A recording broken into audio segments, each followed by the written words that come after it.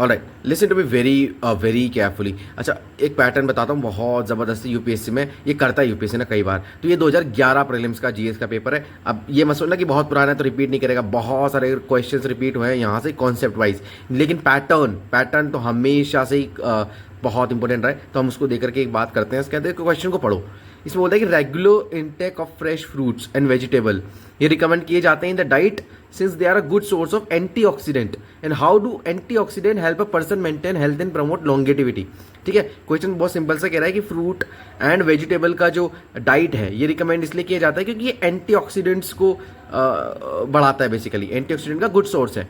क्यों? क्योंकि antioxidant help करते हैं आपके हेल्थ को मेंटेन करने में और लॉन्गेटिविटी बढ़ाने के लिए। ठीक है, आपकी हेल्थ बेसिकली क्या करता है आपको और लंबा जीने में मदद करता है, राइट। तो बेसिकली इसमें ना ऑप्शंस पढ़ो, देखो क्या अलग दिख रहा है आपको। यहाँ पर ना कॉन्सेप्ट का खेल नहीं है, यहाँ पर है आपका पैटर्न का, यहाँ पर फ्रेमिंग ऑफ द क्वेश्चंस का खेल है भाई। क्यों? क्योंकि इसके अंदर ना 3 जगह सेम पैटर्न है और एक जगह अलग है। समझ रहे हो आप? एक जगह सबसे अलग हम बात करते हैं तो इन तीनों में देखो आपको क्या दिख रहा है कि they activate the enzymes necessary for the vitamin synthesis in the body and help prevent the vitamin deficiency. Correct है भाई। यहाँ पर देखो, यहाँ पर हम बात करते हैं कि भाई they prevent excessive oxidation of carbohydrate fats and proteins in body and help avoid unnecessary wastage of energy. अब यहाँ पढ़ो, they activate certain genes in the cells of a body and help delay the ageing process. अब यहाँ पर पढ़ो, they neutralise the free radicals produce in the body during the metabolism. समझ में आ रहा है? समझ में आ रहा है? यस एग्जैक्टली, वही बता रहा हूँ मैं। ये जो है ना तीनों चीजें ये एक ही पैटर्न पे है। This is the correct statement, obviously the C is the correct answer. देखिए, हम ना यहाँ पर एक चीज़ सीखते हैं, जब एलिमिनेशन सिखाते हैं, काफ़ी टाइम से सिखाते आ रहे, बताते भी है कि भाई जब भी कोई स्टेटमेंट में ऐसा आ जाना कि भाई दिस बट नॉट दिस, तो वो स्टेटमेंट 100% गलत ही होता है, क्योंकि आधे स्टेटमेंट गलत है। तो अगर आधे स्टेटमेंट गलत है तो ऑब्वियसली पूरा स्टेटमेंट गलत होता है, राइट। तो इसमें क्या हो रहा है, 2 स्टेटमेंट्स हैं, तीनों में ना आप एक चीज़ देखो, यहाँ पर 2 स्टेटमेंट दे रखे हैं, नहीं दे रखे क्या?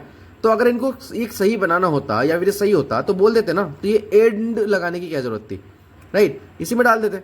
यहाँ पर भी एंड अलग से लेकर के डाला गया है, देखो यहाँ पर भी डाला है और यहाँ पर भी डाला है, एग्जैक्टली। अब यहाँ पर ना स्टेटमेंट को करेक्ट बनाना था उसको, तो एक स्टेटमेंट करेक्ट बनाएगा तो ऐसे बनेगा करेक्ट।